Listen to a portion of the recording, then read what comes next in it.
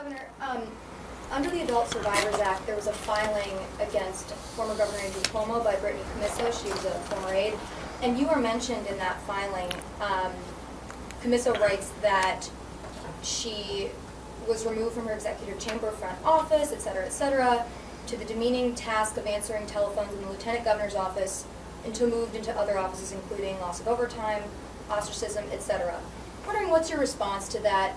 Is that an accurate depiction of what happened? And also, Mayor Eric Adams has his own filing under the Adult Survivors Act that he has been responding to.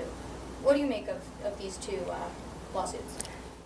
I'm proud I signed the Adult Survivors Act into law, because for too long, women who had to suffer in silence, whether it was a couple of years, a couple of months, or decades, can now come forward and talk about what happened to them. This is how we start purging our society from unwanted advances and assaults and degradation of women, particularly in the workplace. It has to stop. And that's why I'm glad I signed it into law.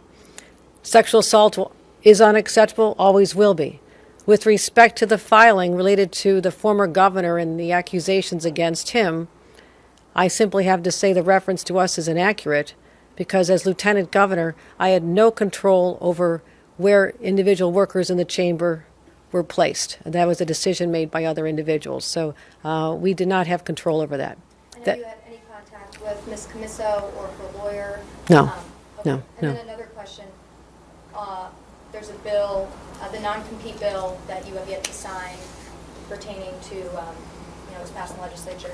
Will you sign that bill, or do you think modifications should be made?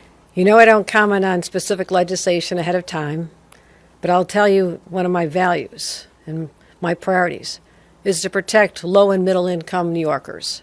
Protect them, give them mobility so they can have a better paying job and be able to have that flexibility.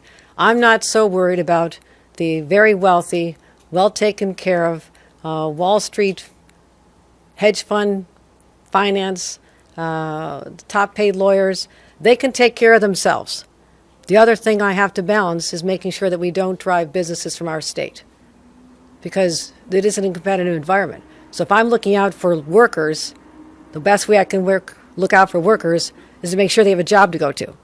So I have to strike the balance to make sure we take care of lower and middle income workers up to, say, $250,000, and also then know that those at higher levels are very well equipped to negotiate on their own behalfs. And I want to make sure the businesses stay here.